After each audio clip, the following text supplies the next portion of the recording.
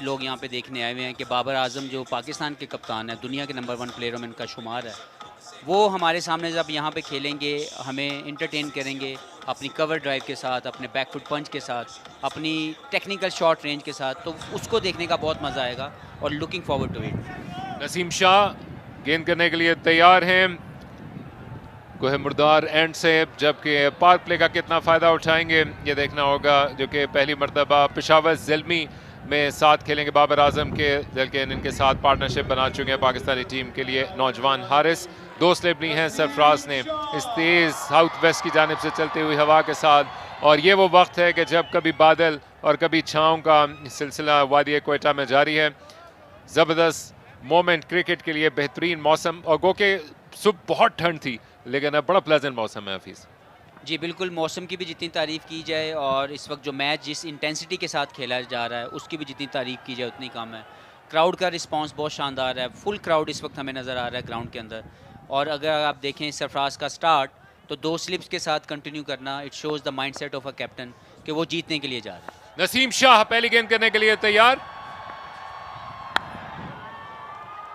और तेज रन के जरिए से दूसरे एंड पे जाने की कोशिश, अच्छी वहां पर एफर्ट थी।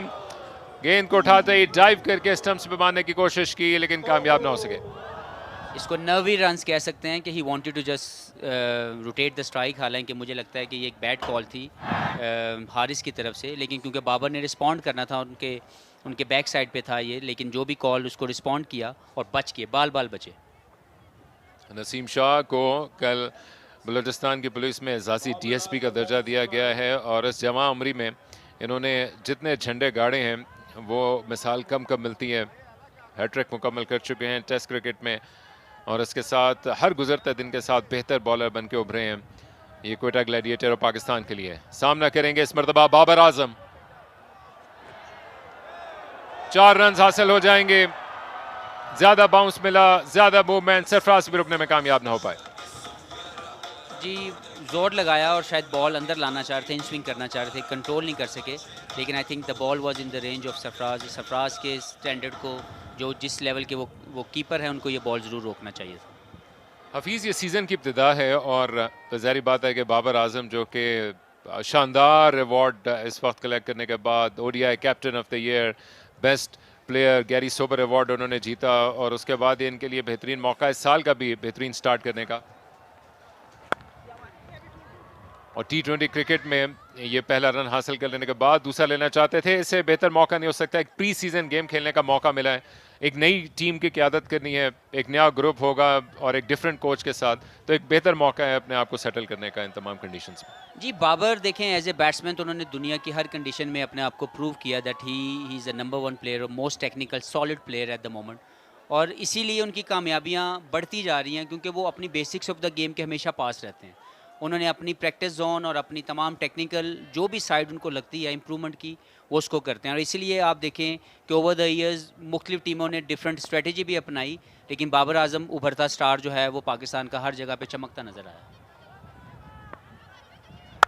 और दूसरी जाने भी हारिस है जो कि उभरे भी हैं और चमके भी हैं, लेकिन लगता है कि कोयटा का क्राउड मुकम्मल तौर पर अपनी टीम की जीत का मुतमन्नी है।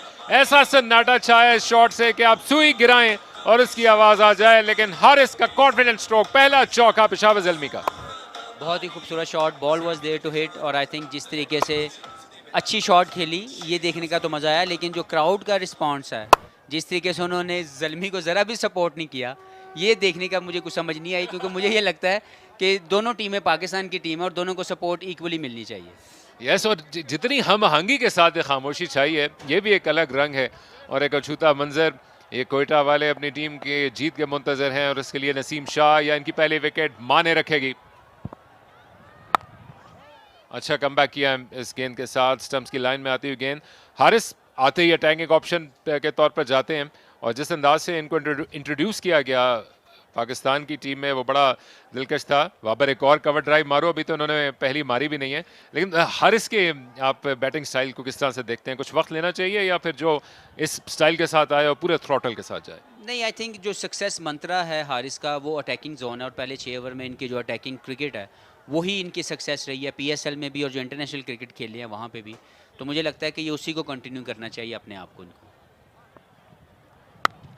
एक और खूबसूरत शॉट और एक और चौका और एक और खामोशी का ये मंजर।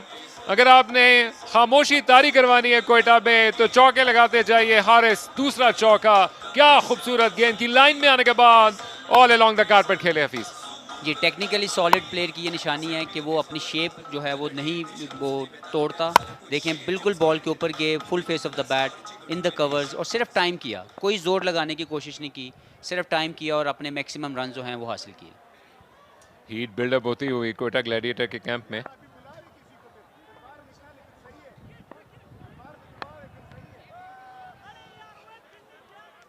ऑफ द थाई पैड खेले लेकिन खामोशी के साथ बिलाखिर ये पहला ओवर मुकम्मल हुआ। 2 चौके बैट से, 1 वाइड का, 15 बिना किसी नुकसान के।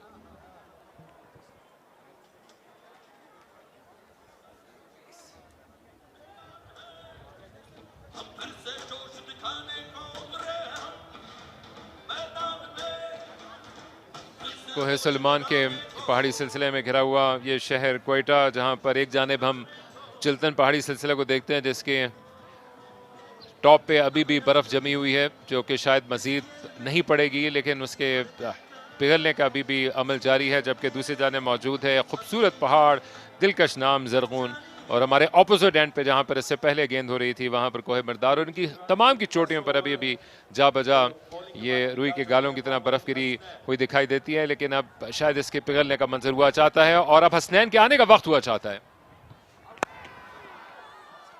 ऑफ साइड पे ये गेंद और बाबर आजम को अपने हाथ खोलने का मौका मिल गया। गो के पूरी शॉट में नहीं थे इस गेंद को खेलते खेलते, लेकिन गैप तलाश किया। बाबर का पहला चौका।